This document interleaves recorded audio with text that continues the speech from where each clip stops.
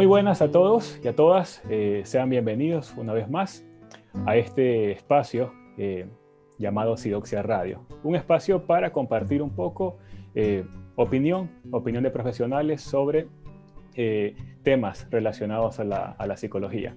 Ya creo que llevamos 10 capítulos, si no me equivoco, y en esta ocasión pues estoy de nuevo en compañía de Álvaro para continuar esta pequeña serie que llevamos sobre los trastornos de personalidad.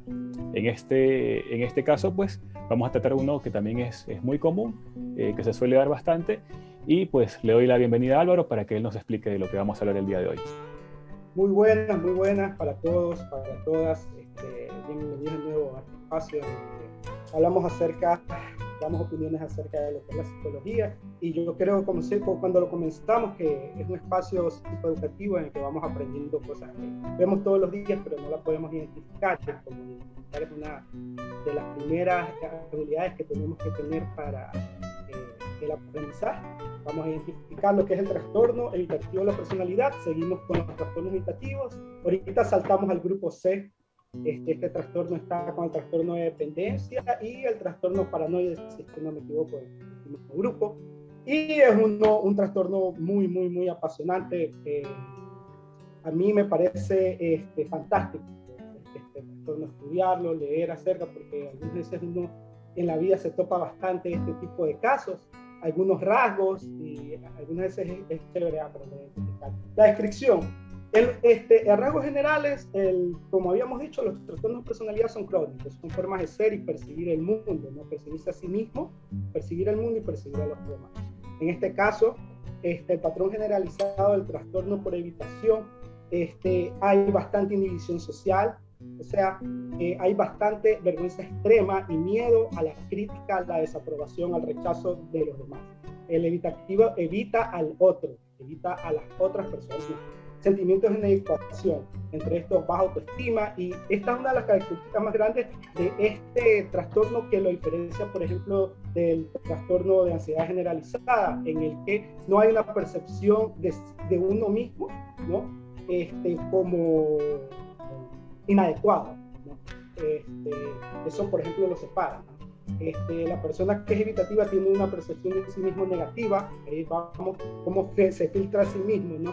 Soy inadecuado, soy aburrido, no tengo nada interesante, no sé actuar, no sé cómo actuaría en situaciones sociales, ¿no? Hipersensibilidad a la evaluación negativa. Aquí hay un miedo y este miedo también yo lo veo que comparte con el trastorno paranoide, porque hay una hipervigilancia acerca de cómo está reaccionando el otro ante ti, o sea, cómo te está evaluando. Eso hace que el evitativo se convierta en una persona rígida y que parezca que tiene un trastorno de ansiedad generalizada. Siempre está rígido, es dubitativo, suda algunas veces, ¿no? Como síntoma de la ansiedad, suda en exceso, ¿no? Pero se puede dar como no se puede dar. ¿Por qué se da esto en estas personas? Porque son personas que ya, vámonos a hablar coloquialmente, pasan como personas muy vergonzosas, muy ansiosas, muy tímidas, ¿no? Su manera de ser crea situaciones en las cuales ellos se convencen a sí mismos porque van percibiendo el entorno. Por ejemplo, su propio comportamiento extremadamente vergonzoso y extremadamente controlado, porque en cada momento están tratando de controlar su comportamiento, sus impulsos, digamos en términos psicodinámicos, la pulsión, para que no salga a través de un acto, ¿no? Entonces, ese control los tensiona. Y esa actitud, los demás la perciben y les parece rara, les parece chistosa y se ríen. Y como el evitativo es hipersensible a la crítica, lo toma como una gran, como está haciendo el ridículo, y ese es uno de los mayores temores del evitativo, hacer el ridículo socialmente. Por eso son personas que no toman riesgos y que, por ejemplo, pueden pasar años y años en el mismo puesto de trabajo, ¿no? Y son personas que realmente son súper competentes, pero tienen la percepción de que son inferiores a los demás y que no son adecuados para ciertas actividades, ¿no? No, mejor que lo haga otro. O por ejemplo en reuniones sociales, si yo, por ejemplo, como evitativo, yo utilizaría un mecanismo de defensa como la racionalización, y te dice, mira, te invito a una fiesta, y el evitativo te va a decir, no, lo que pasa es que no es gente de mi tipo de gente con la que te gusta andar, Otra característica, entre paréntesis, el evitativo va a evitar siempre cuestiones, eventos sociales, ¿no? Y conocer nueva gente. Entonces, me había quedado que no es mi tipo de gente. Mentira, está racionalizando porque le tiene miedo al mundo, percibe el mundo como un lugar hostil, ¿no? En el que la gente lo va a criticar. ¿Ya? Entonces, como este tipo de razonamientos, esas ideas nucleares son automáticas, son difíciles de detectar, y es ya el otro, o a la medida, porque este trastorno tiene consecuencias que son progresivas. ¿Ya? El evitativo se va a aislar progresivamente y ese aislamiento va a hacer que no tenga una red social de apoyo. Entonces, en el momento en que necesite, por ejemplo, acceder a un trabajo, va a tener menos medios o nulos medios para relacionarse con gente que esté en medio, ¿no? Se va a aislar tanto y eso va a ser un factor de riesgo. ¿Para qué? Para consumo de sustancias, episodios depresivos y, por último, suicidio. Más o menos a breves rasgos. Claro. Un poquito resumiendo esto, es una característica de la persona que lo hace evitar, valga la redundancia, situaciones por temor al rechazo. Entonces, aquí entra dos cosas muy importantes. Primero, la ansiedad. La ansiedad es lo que reina aquí en el problema de la persona, puesto que es lo que provoca síntomas que a esta persona se le vuelven muy difíciles de sobrellevar, y con esto pues esta persona tratará de mejor no intentar situaciones que lo pongan en ridículo, ¿ok? Y esta ansiedad se vuelve tan controladora en esta persona y actúa de maneras diferentes. Recordemos, la ansiedad trabaja de distintas formas.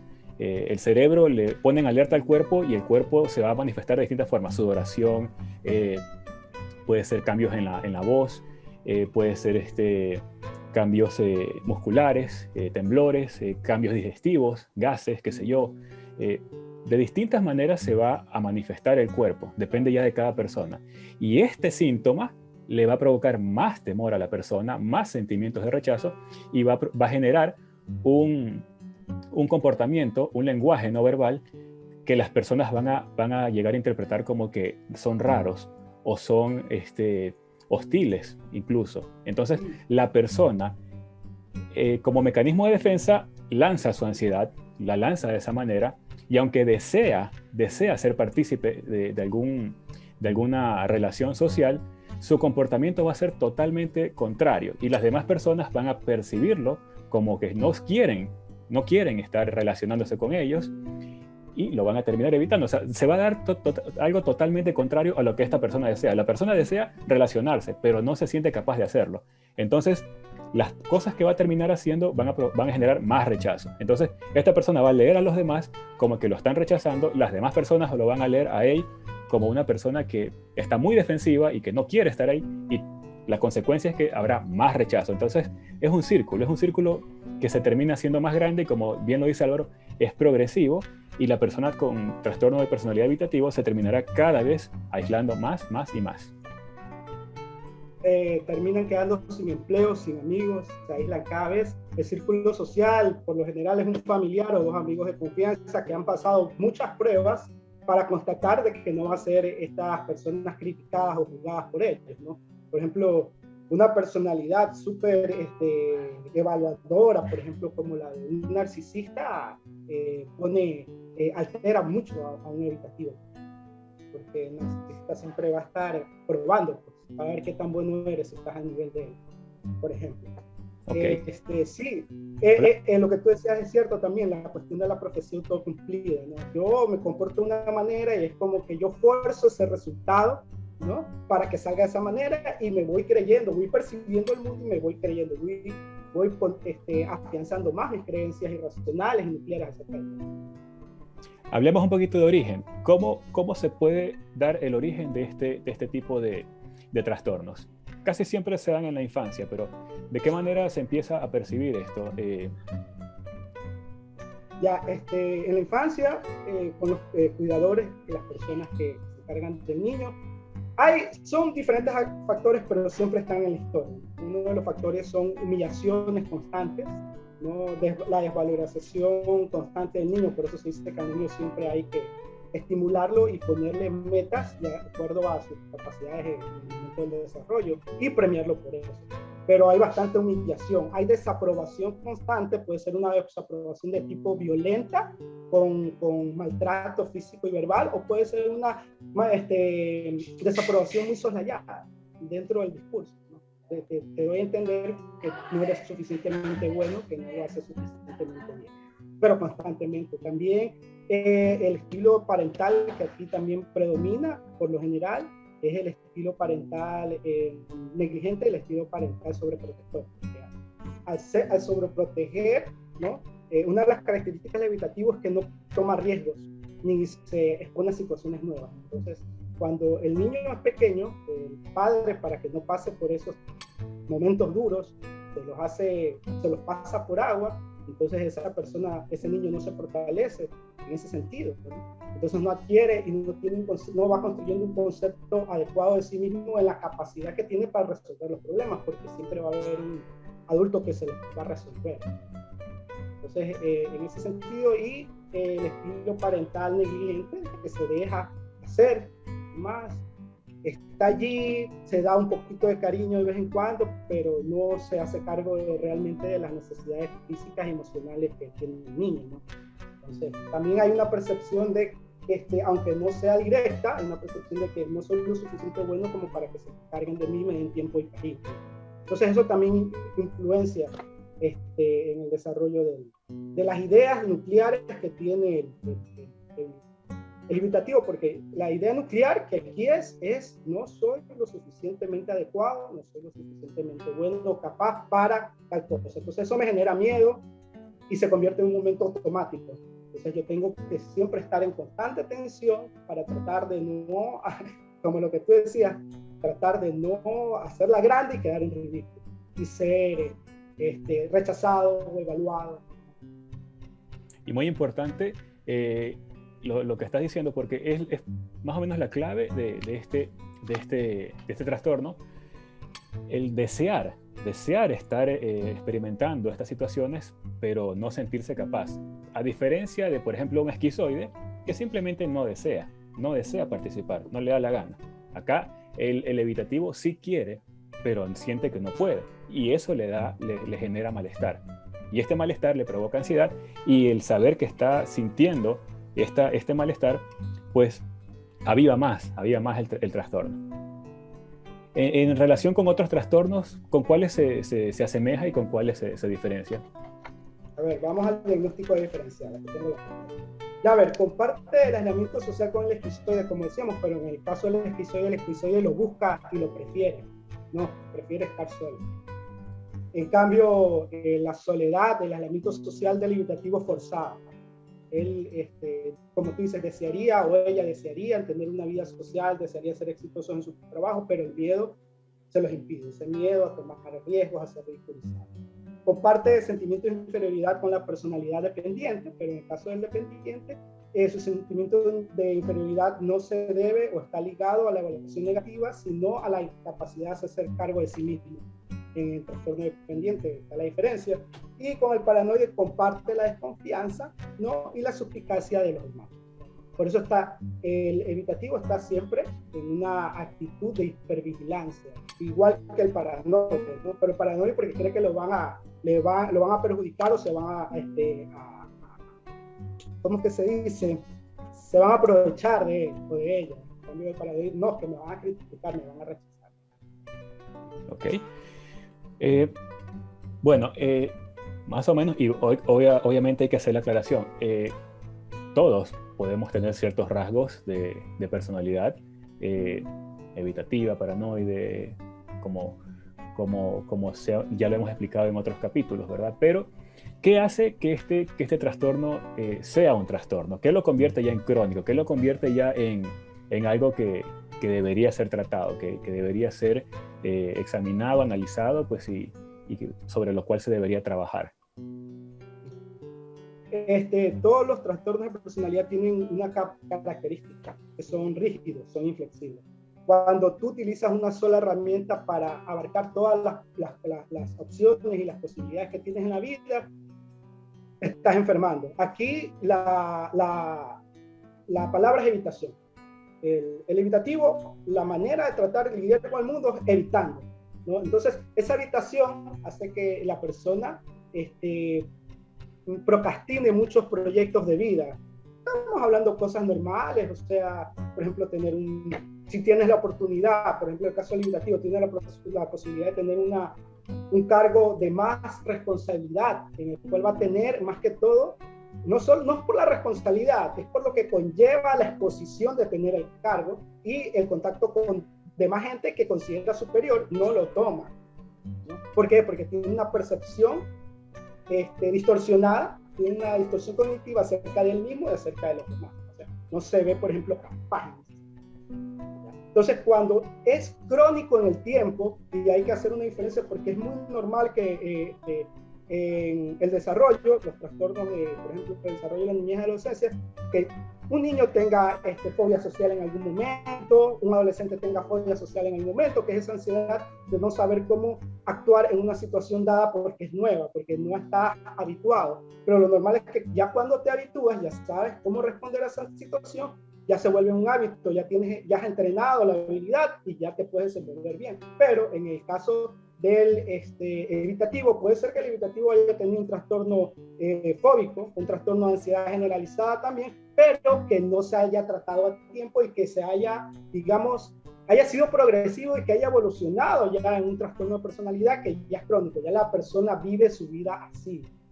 No hay otra manera de tratar con la vida que solo es la evitación, ¿no? Y el miedo a las situaciones nuevas, obviamente el evitativo no toma riesgo.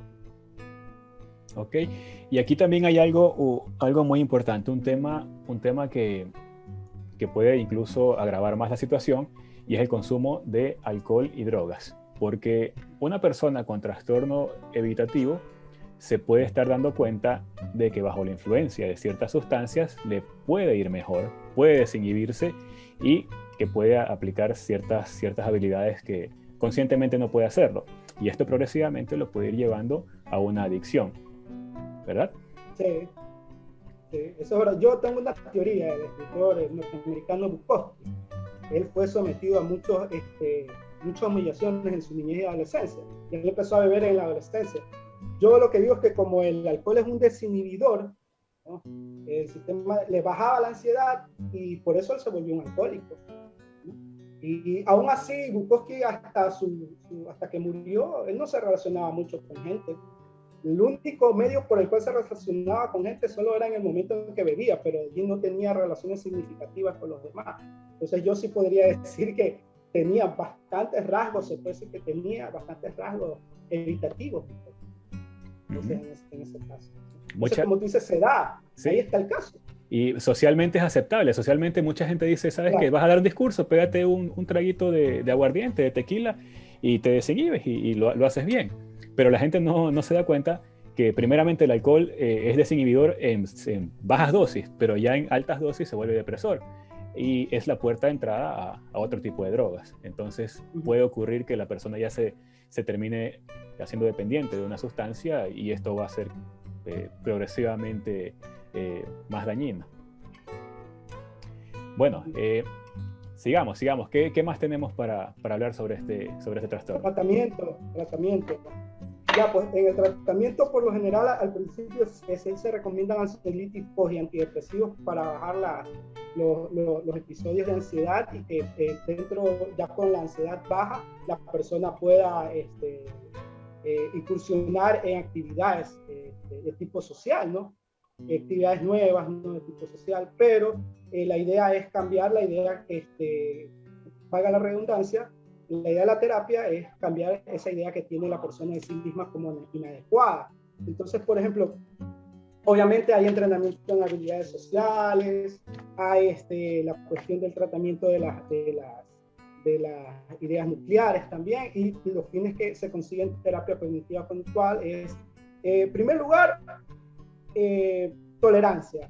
La tolerancia dentro de lo que se plantea Albert Ellis dentro de la terapia cognitiva conductual es darse el chance a equivocarse, darse el chance a uno mismo equivocarse, a fallar, ¿no? A tener actos no deseables, pero siempre dándose la oportunidad de fallar y no juzgarse muy duramente o no desaprobarse tan bruscamente, porque por lo general el diálogo interno, lo que nosotros nos decimos a nosotros mismos, de la misma manera tratamos a los demás. Entonces, ¿qué pasa en el evitativo? El evitativo tiene una evaluación automática de sí mismo súper negativa. Entonces, tiene que aprender en primer lugar, la evitativa, a darse ese chance a fallar, ¿no? Vamos a fallar, nadie es perfecto, no tienes que ser perfecto, tienes que simplemente tratar de aprender y equivocarte. Interés en sí mismo, obviamente, el interés en sí mismo está olvidado para el evitativo por su miedo, ¿no? El interés en sí mismo está muy reducido solo a no tener o no pasar el ridículo, a no tener esas crisis de ansiedad altas, con las cuales fantasea también mucho el ansioso, ¿no? Primero se imagina, no, es que lo voy a hacer mal y todo el mundo se va a reír, y ya ella tiene una crisis de ansiedad. Entonces, ya para evitar eso, ¿no? ¿Qué pasa? Reduce el mundo. Entonces, interés en sí mismo, darse cuenta que es merecedor de más cosas. Flexibilidad, la persona evitativa es muy inflexible. Eso quiere decir que toma muy pocas opciones para tratar diferentes situaciones. Entonces hay que enseñarle a esa persona que hay más opciones y que busque más opciones, ejercicios en la vida real, ¿no? Y después la evaluación de cómo le fue y cómo esa persona percibió ese evento. Algunas veces los eventos, por lo general los ejercicios, con eventos reales, ayudan a que la persona tenga una nueva percepción del mismo evento, que tenía antes una percepción negativa y va cambiando. Tomar riesgos, obviamente, poco a poco, de manera progresiva, sistemáticamente. No es que de una voy a tomar el riesgo más alto del 1 al 10, no, voy poco a poco, ¿no? Aceptación incondicional de sí mismo y y aceptación incondicional de los demás, que está muy unido a lo que es la tolerancia. En el momento que yo me acepto como una persona que puedo fallar, me acepto como una persona que tiene facetas, que yo puedo ser de la manera en que yo quiera ser, ¿no? No tengo que definirme por algo. Obviamente hay partes de mis rasgos que son más definitorios en mí, pero eso no me tiene que coartar la posibilidad de poder ser otra cosa, ¿no? En la vida. Y de la misma manera a los demás, ¿no? Puede ser cursi, sí, tú puedes dar el gusto de ser cursi, puede ser bobo, puede ser vulgar algunas veces, o sea, eso no significa que por eso se te va a evaluar del todo y que eso vas a hacer. Entonces, importante que la persona logre identificar un poquito sus síntomas, cómo ella está lidiando con esta alta carga de ansiedad. Recordemos, la ansiedad se manifiesta de distintas formas y esto provoca que nosotros tengamos nuestros mecanismos de defensa, que en algunas veces puede ser la racionalización, como decir, no, esa gente me cae mal, pero en realidad sí quieres hacerlo, ¿ya? O bueno, muchos otros mecanismos de defensa. Importante poder identificar eso. ¿Por qué? Porque como bien lo dice Álvaro, lo principal o lo primero que hay que tratar es la ansiedad. La ansiedad es lo que te va a impedir muchas veces de hacer las cosas. Aquí entra el fármaco, porque hay que bajar significativamente eso, pero también hay que hacerlo conscientemente, es decir, buscar herramientas con las cuales uno pueda aprender a lidiar con esta ansiedad. Y ojo, estoy diciendo lidiar con la ansiedad, porque la ansiedad no se puede eliminar, es parte de nuestras defensas. Entonces, la persona tiene que comprender que la ansiedad va a estar ahí y va a subirse un poquito, va a bajarse un poquito de acuerdo a las circunstancias, de acuerdo a las situaciones, pero tiene que hacerlo, o sea, no tiene que evitarlo. Tiene que exponerse a situaciones que generalmente le producen este tipo de sensaciones, de sentimientos, porque es la única forma de bajar esa tolerancia, de aumentar, perdón, esa tolerancia a la frustración, que en ellos es muy baja, ¿ya? Entonces hay que exponerse, hay que sentir esa ansiedad, hay que saber que por un poquito de sudoración que vayas a tener, por un tartamudeo que vayas a tener, por un por un gas que se te pueda salir, no es el fin del mundo, no va a pasar nada. Por ahí alguien hará un comentario, pero alguna vez incluso tú has hecho un comentario sobre otras cosas y no ha pasado nada con esa persona. Entonces hay que seguir haciéndolo, hay que seguir exponiendo esas situaciones. Quizá algunas son un poquito, algunos terapeutas tienen técnicas un poquito extremas que te mandan a que vayas a la calle y hables con determinado número de personas haciendo el ridículo a propósito, o qué sé yo, que salgas a pasear con un collar de esos de perros invisibles, o sea, haciendo cosas un poquito fuera de lo común para que te expongas a propósito a estas situaciones ridículas, que la gente te vea y se ría de ti, y ¿qué le pasa a este loco? O sea, cosas así. La terapia del ridículo disculpa, me hiciste acordar del final de Little Miss Sunshine, en que al final la niña hace el ridículo, pero nadie se da cuenta y el resto de la familia la acompaña para que ella no se dé cuenta que estaba haciendo el ridículo y que la gente se le estaba riendo. Entonces, ese tipo de terapia del ridículo, algunas veces ese tipo de experiencias, cuando están bien encaminadas y guiadas, hace que la persona se dé cuenta, ¿no?, de que se está preocupando por bobadas, ¿no? Y tenemos que darnos el permiso de hacer el ridículo de vez en cuando, porque no podemos ser siempre perfectos. Exacto. La baja tolerancia a la frustración, eso es muy importante tratar.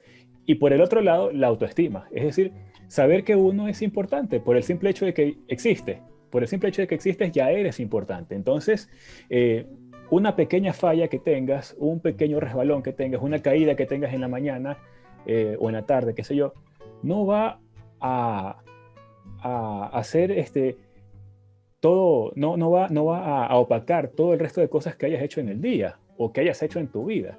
Es decir, tendemos mucho a nosotros a culparnos por pequeños detalles y no nos damos cuenta de las cosas positivas.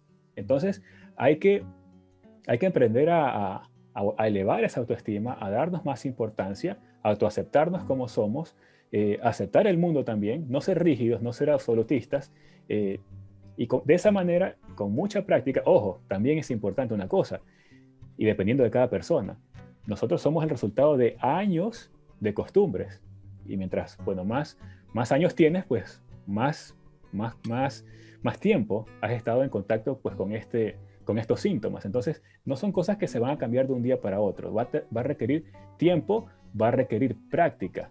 Muy importante la práctica, porque esto no se puede quedar en una conversación con una persona o con leerte un libro de autoayuda y se acabó. No, vas a tener que practicar mucho para poder vencer con este trastorno. Pero se puede. Se puede si se lo hace de la manera correcta. Lo de la terapia del ridículo, por ejemplo, es algo que ciertos terapeutas lo usan, pero estudiando el caso. O sea, no le vas a mandar a un paciente en la primera sesión a vestirse de payaso y salir corriendo por las calles, porque ese paciente no te va a volver. O sea, tienes que saber en qué momento lo haces, con quién lo aplicas y por último si es que lo aplicas, porque con otros pacientes simplemente no se hace, ¿ya? Va a depender del caso. Cada paciente pues es un caso diferente, pero básicamente es eso. Bajar la ansiedad, exponerse y aumentar tu amor propio, tu autoestima. Tú hablabas acerca del algunas veces no tienes que ser ridículo, algunas veces la percepción de la persona, por ejemplo, bailar en una fiesta. Por ejemplo, bailar. El evitativo puede percibir que esa es una actividad la cual se expone mucho y que va a ser el ridículo. ¿Ya?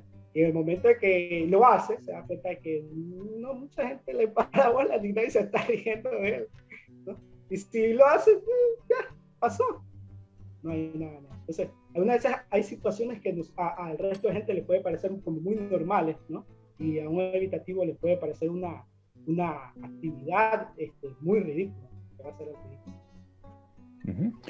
Bueno, entonces, como para ya ir finalizando un poquito el tema, el trastorno evitativo de la personalidad, pues se caracteriza por eso. A pesar de que exista un deseo por ser partícipe de situaciones sociales, de relaciones sociales, está marcado el miedo al rechazo. Y ese miedo al rechazo provoca que una persona evite todo tipo de situaciones sociales. Por eso se le suele llamar también fobia social. Tiene su origen en infancia por varios factores, pero principalmente el haber sido expuesto de una manera inadecuada a situaciones que le han generado ridículo, humillación. También tiene que ver un poco con la sobreprotección de los padres, el no haberles hecho experimentar cosas, experimentar situaciones, y esto pues se va marcando y se empieza a evidenciar en la adolescencia. Es muy común en la adolescencia, y lo podemos ver en películas, el chico que no quiere hacer las cosas, el chico que es más tímido, el chico que no quiere, que no se siente capaz de hablarle a una chica, cosas así. Son rasgos, pero ya se empieza a evidenciar un poquito. Si esto no, no se trata a tiempo, y los jóvenes suelen hacerlo porque eventualmente se van a exponer. Los amigos, las personas que están en el entorno, generalmente lo van a hacer es que se exponga a las situaciones y, bueno, pues ya que experimente los fracasos, los rechazos y los triunfos. Y todo esto pues hace que ya la persona adulta pues ya pueda lidiar con esta situación, que lo supere. Pero en ciertos casos esto no se da, y la falta de experiencia hace que la persona llegue hasta su vida adulta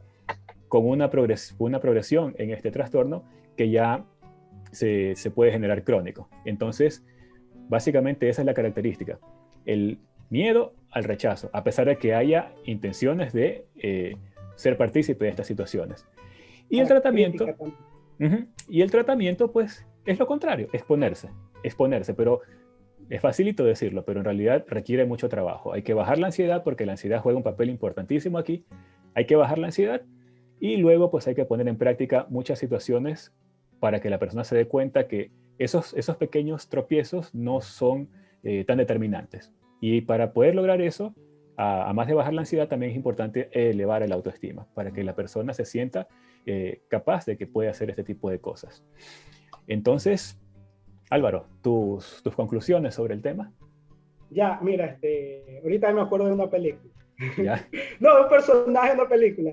George McFly, de Volver al Futuro, el papá de Marty McFly. Tú cuando lo ves en el presente, tú lo ves que está estancado en un trabajo porque le hace justamente el trabajo a Biff. Y que él pudo haber ascendido, ¿no? Y tener una mejor calidad de vida. Y después ya cuando, bueno, ya todos han visto la película y saben cómo todo cambia, cómo lo expone.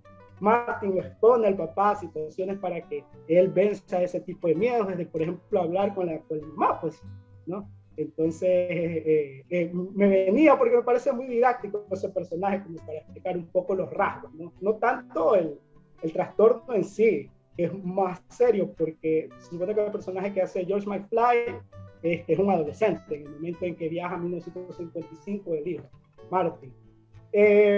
Conclusiones. El evitativo tiene algo positivo, que es el deseo de cambiar. Es una persona que fantasea mucho con tener una situación más, una calidad de vida no tan deteriorada como la que tiene en ese momento, ¿no? Fantasea mucho con tener relaciones con los demás, ¿no? Es una persona que procrastina mucho, pero yo siempre me gusta sacarle lo positivo, ¿no? Que tiene esa capacidad de cambio inherente, porque lo desea mucho, es un deseo que le causa un conflicto brutal, ¿no? Entonces por ahí se puede comenzar en la terapia, aunque el evitativo evita la terapia por miedo a que el terapeuta lo critique y lo haga sentir no merecedor de su terapia. Es irónico, pero es verdad. Y eso, y muchas gracias por escucharnos y vernos. A las personas que se han quedado escuchando hasta este momento, ¿no? Se los agradezco mucho. Igualmente el agradecimiento para todos ustedes, y recuerden que para eso estamos los psicólogos en el mundo, ¿verdad? Para ayudar un poquito a que las personas logren descubrir estos síntomas. Y si algún momento alguna persona con trastorno evitativo de la personalidad va donde un terapeuta y qué sé yo, está ocupado, no lo puede atender ese día, por favor, no se frustre, porque todos esos detalles les pueden llegar a frustrar. Sigan intentándolo. El peor enemigo de uno a veces es la misma ansiedad, que le va a dar cualquier tipo de excusa para no hacer las cosas. Que llovió, que cayeron cenizas del volcán, cualquier cosa es excusa para un ansioso para no hacer las cosas. Háganlo. Tómense el tiempo para meditarlo, y simplemente dedíquense a trabajar para el cambio, ¿ok? Pero háganlo. Si no lo hacen, pues seguirán viviendo con ese trastorno. Listo, entonces ese ha sido nuestro capítulo el día de hoy. Creo que es el 10, no estoy muy seguro, pero creo que sí, creo que es el 10 y esperemos que haya más capítulos. De mi parte y de parte de Álvaro, les deseamos pues que tengan un feliz día y nos vemos la próxima. Nos vemos, chao.